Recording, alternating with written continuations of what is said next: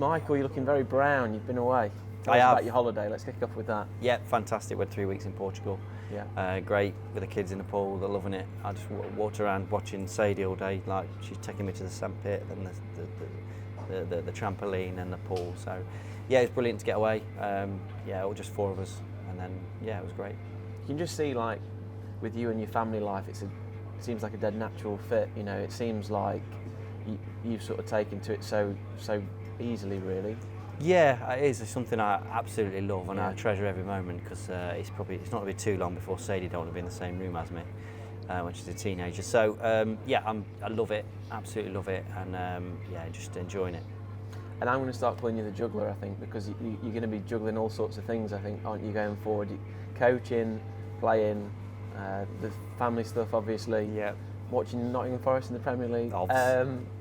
Yeah, just I don't know where to start, really. Maybe on the coaching side, I think that's going to be quite a significant thing for you, isn't it? Yes, obviously with my, falling off tour, which I'm always going to be, but it's a disaster really. I'm gutted, but I have to move on, and try and get back on somehow. We're playing a lot of the amateur stuff to try and regain that. Obviously, keep my eye in, keep playing. But yes, the coaching, moving forward for the next year at least, I've got to sort of push that. I've created a YouTube channel that I'm going to start posting in very soon.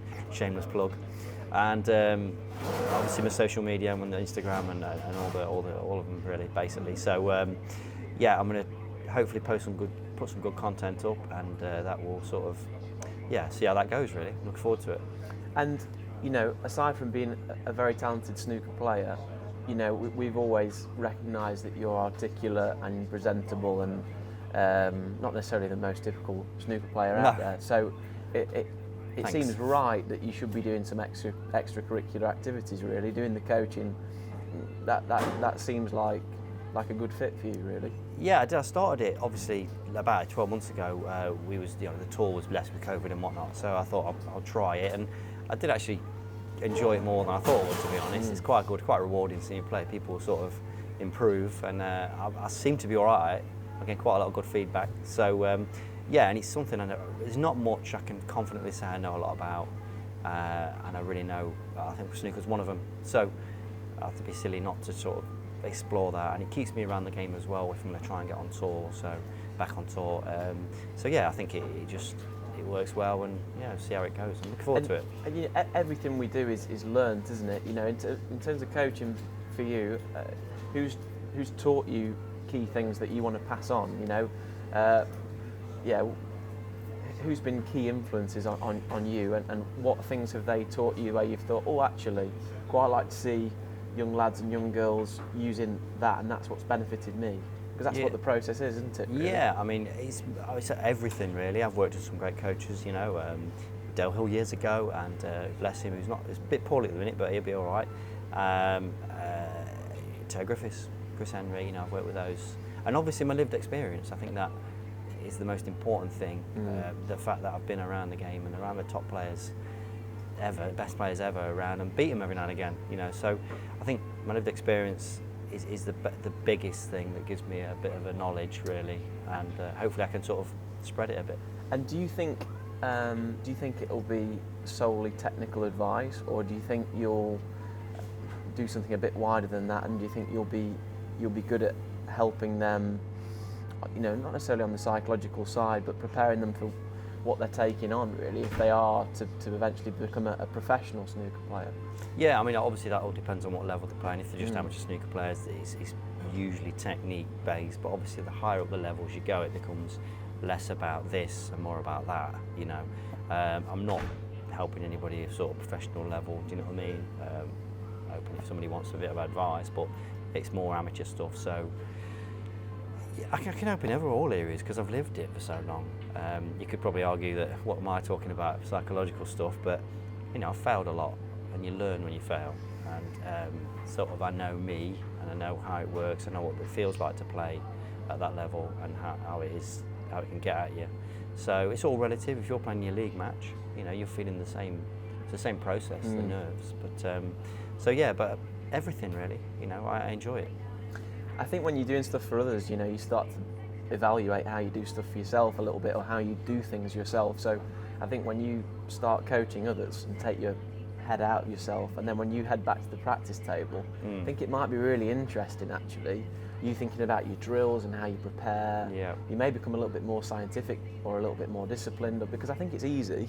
There's loads of really talented guys on our tour, Yeah, of course. and you see them in the practice room, and most of them are doing the right thing. Yeah. But I'm sure there are some guys who, if you've been on tour for 25, 30 years, you slightly, the complacency might creep in a little bit, and you just start to do the same stuff, and that's forgivable. I think that you can see why that would creep in if you're doing the same thing day in, day out. Yeah, I mean, you do remind yourself of certain basic stuff, because as pros you can sort of forget that basic stuff, you can get involved trying to be too. And to be honest, my whole sort of theme around my coaching is that a lot of it is, what I've learned is a lot of it is just rubbish. Do you know what I mean? You can get too wrapped up in this and that. Rules, there's not many rules. Yeah. Just get the balls in the hole, right? And most of the time, you look at all the players on tour, they're all different, they all play different. So what's right? You just got to get the balls in. So is the key thing a blend of being able to get the balls in the hole, but also you want a consistent technique that's going to lead to hopefully eventually longevity, and you can play more than a 25-year career. You can play until, like the class of '92, they're heading towards 50. Yeah. I mean, don't mind me saying, I think for me it's more important to know what you do. Yeah. And then if it does start to go wrong, you know what to fall back on. Yeah. You can obviously look around, look at some brilliant players, and it is great to learn, but sometimes you've got to sort of cherry pick what's right for you.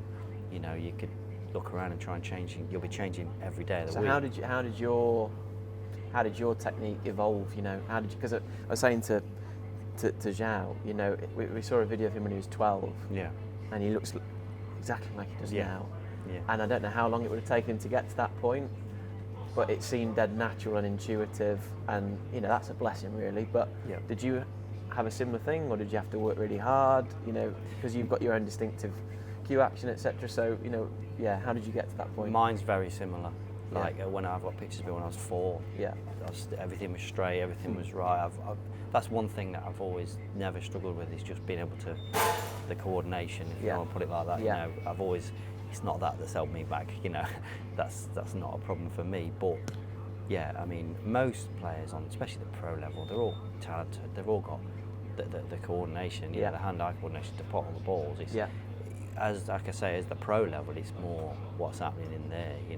As soon as that breaks, you've seen it with top players like Neil Robertson. He dropped out at 16. So as soon as he was distracted a little bit for whatever reason, he drops back to the pack.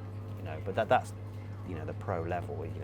That's what you've got to sort of work on the most. That's interesting that it was a natural thing for you, because I think when you're doing your coaching, a key part of coaching and learning is about being able to mimic what you're being shown. Yes.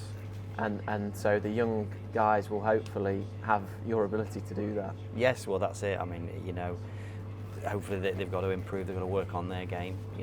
Fortunately I can show them what I'm telling them. But yeah, I mean, there's loads of different levels, and it's football, Nottingham Forest in the Premier League. It pains me to say slightly, because they beat my team Sheffield United in the semi-finals. But you must be happy about that. Are you going to go and see them when they're in the top flight? I will be. I've got a pass for Newcastle, which is a fantastic away day. Very excited about that. Predicting a 4-0 win for Forest. Pre-drinks with Gary Wilson and Elliot Slessor? Yeah, no, definitely not. I don't think I'll be sitting where they'll be sitting. I'll be in the God somewhere. Right, Yeah. Now we've got a friend who's we're going to drive up on the day. We're driving back on the day, so we're not staying over. Them days are gone. I'm looking forward to that. That'll be fantastic to see that first Premiership game in a long time, because I could have gone to the playoff final, but I had a Q school at 10 o'clock the next morning. Probably should have gone. But so that was devastating to miss that. And but yeah, it's been good to watch them play.